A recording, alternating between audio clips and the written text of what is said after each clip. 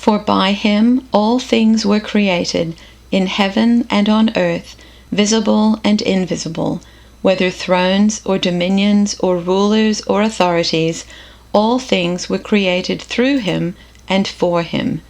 For to this end Christ died and lived again, that he might be Lord both of the dead and of the living.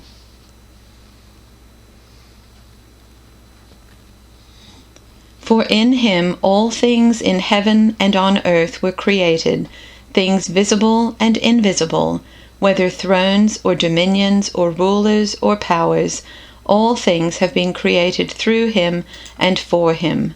For to this end Christ died and lived again, so that he might be Lord of both the dead and the living.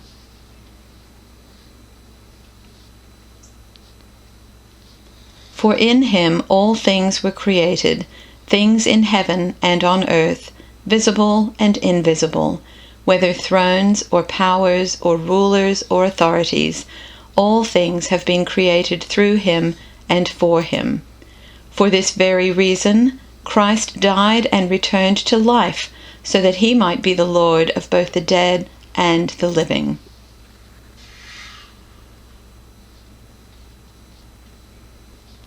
For through him God created everything in the heavenly realms and on earth. He made the things we can see, and the things we can't see, such as thrones, kingdoms, rulers, and authorities in the unseen world. Everything was created through him and for him. Christ died and rose again for this very purpose, to be Lord both of the living and of the dead.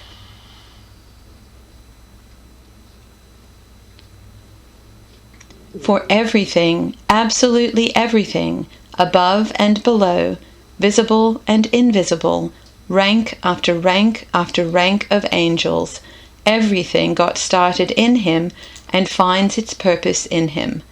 That's why Jesus lived and died and then lived again, so that he could be our master across the entire range of life and death and free us from the petty tyrannies of each other.